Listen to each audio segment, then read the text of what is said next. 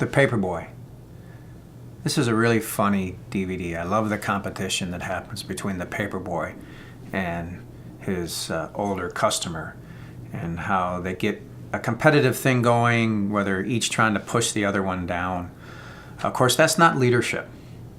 It kind of reminds me of a game I used to play when I was a kid, me and my buddies, called King of the Mountain. Whenever we found a little hill, if there were 3, 4, or 5 of us, we would say, hey, let's play King of the Mountain.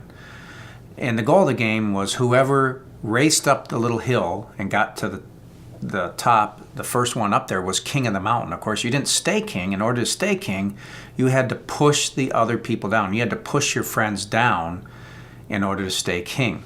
And so, but let me ask you something. Is that the God kind of leadership? No, that's worldly kind of leadership. Pushing other people down so they don't pass me up, so they don't make me look bad. That's how the world thinks, but that's not how God thinks. Jesus said this. He said, if you want to be great in God's kingdom, you have to be a servant.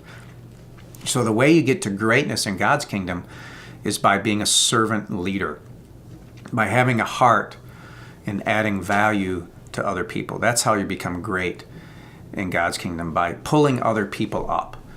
And so, there was a lady that came to Jesus one day and she said, Jesus, I want you to promise me that my sons, James and John, will be able to sit next to you on your throne. Of course, she didn't know what she was asking. She was thinking that Jesus was going to become like King David, like the king over Israel. She didn't understand that he was the king of the universe. And Jesus said, you don't know what you're asking. And he said, that's not really my choice.